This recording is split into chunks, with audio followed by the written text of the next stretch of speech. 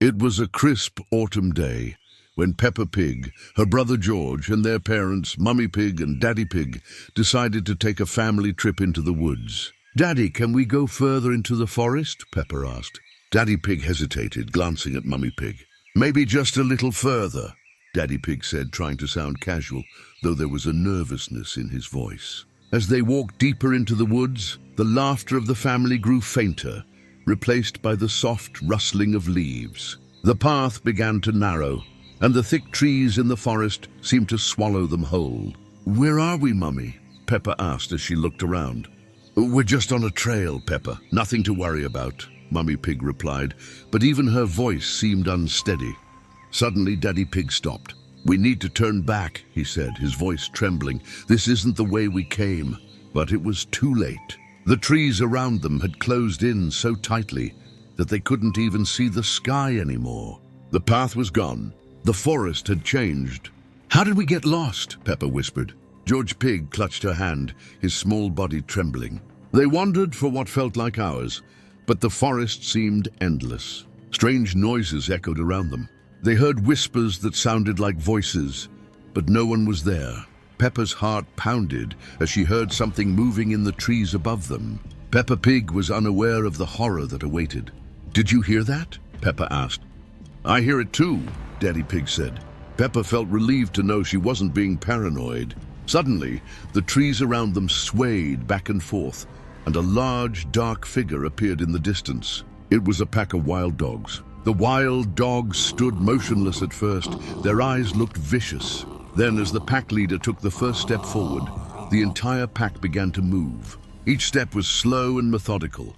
The wild beasts were not in a rush. Peppa's heart skipped a beat. "Daddy, what are those?" she gasped. But Daddy Pig could barely respond.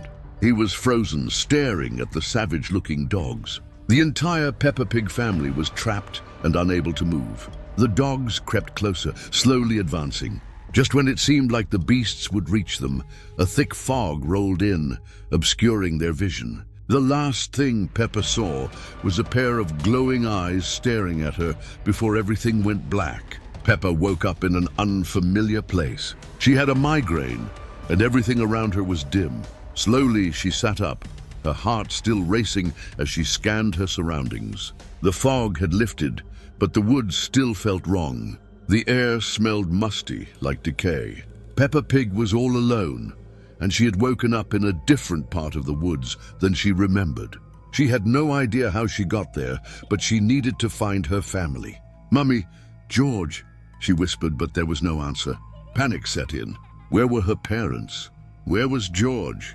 Suddenly, Peppa heard something. It was the same growl from before, but closer now. She turned around, but there was nothing there. The woods were silent again, but in her head she could still hear the scary sounds of the wild dogs. Then from behind a tree, George stumbled into view. His eyes were filled with terror, and he was covered in dirt and scratches. "George!" Peppa Pig cried, rushing to her brother. "Are you okay?" George didn't respond. His eyes were glazed, as if he didn't see her at all. He turned away from her, walking deeper into the woods without saying a word. "George, wait!" Peppa called out, but her voice sounded muted, as if the woods themselves were swallowing her words. She ran after him, but every step felt heavier, as though the ground was trying to hold her back. The forest seemed to twist and turn around her, making it harder to find her way. The deeper she went, the more the trees closed in, until the sunlight was nothing but a distant memory. And then she saw it, an abandoned house hidden in the shadows. The windows were shattered, and the door hung crooked on its hinges. It looked like something from a nightmare. Peppa hesitated. She didn't want to go in, but George had vanished behind the house. She had no choice. Inside the house was dark and dusty. The floor creaked beneath her feet, and the walls were covered in strange symbols, like some ancient language. Peppa's breath caught in her throat as she heard a low growl. "Peppa!" a voice called from the darkness. She spun around, but there was no one there. The voice seemed to echo all around her. "Peppa, come closer." The voice was familiar.